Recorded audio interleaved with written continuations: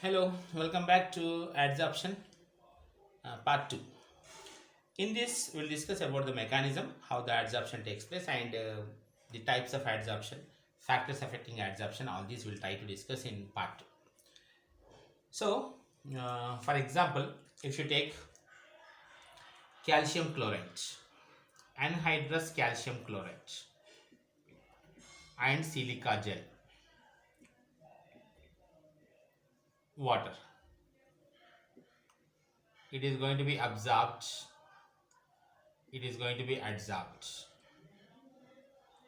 Water is adsorbed by silica gel, but water is absorbed by calcium chloride. Absorption is a bulk phenomena and adsorption is a surface phenomena. This example you can remember because every line of NCERT is important for NEET exams as well as JEE main exam. They can ask you any type of questions.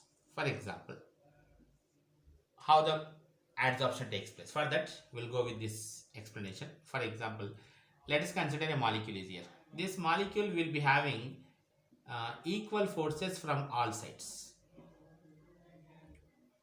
But the molecule present here will be having unbalanced forces because from the surface side there is no force acting. Because of this, the molecules whatever present on the surface, they will be having unbalanced forces.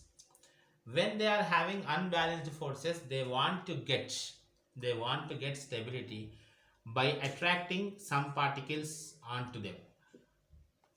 This is the reason why they are attracting the gaseous molecules. Okay, when they are attracting some molecules, they are going to lose some of their energy, which we are calling as surface energy. That's why adsorption is always exothermic. Surface energy will be lost.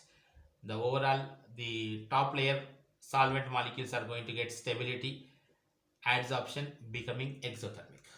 Okay, so here delta H is negative, it's fixed. The gaseous molecules, whatever freely moving gaseous molecule, they are going to be adsorbed here. That means they are going to be fixed here. So delta S is also becoming negative. Delta H negative is a sign of spontaneous process, not 100%, but you can consider spontaneous process sign. Delta S positive is a sign of spontaneous process, but here it is negative. And we know the relation between them, delta G is equals to delta H minus T delta S. If delta G is negative, the adsorption process is going to be spontaneous and adsorption is spontaneous. Okay, now practically it is spontaneous. When this adsorption process is spontaneous, delta H must be greater than T delta S, or you can say temperature must be low. At lower temperatures, delta H will be always greater than T delta S, and overall it is going to be negative and adsorption will be spontaneous. Adsorption will be spontaneous. Practically adsorption is spontaneous, but the thing is, as the time passes, delta H becomes more negative value will become, the value will become less, and finally at some place delta H will become T delta S. At this place delta G will become 0, means it is one type of equilibrium is attained. That means there is no further adsorption takes place. You can say that is adsorption equilibrium when delta H becomes equal to TDS. When it is happening, as the time happens, as the time is passing, the molecules which are getting adsorbed there, less amount of energy will be released. Even after few minutes of time, very less amount of energy. Finally, delta H will become equal to T delta S. At that stage, delta G is going to be 0. You can say equilibrium is attained. Further, no adsorption can take place.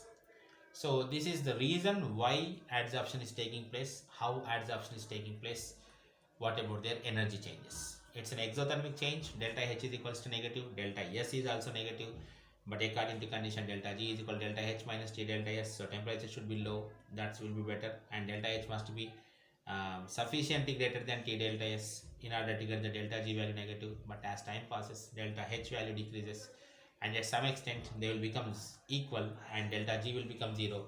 That particular point, you can say equilibrium is attained.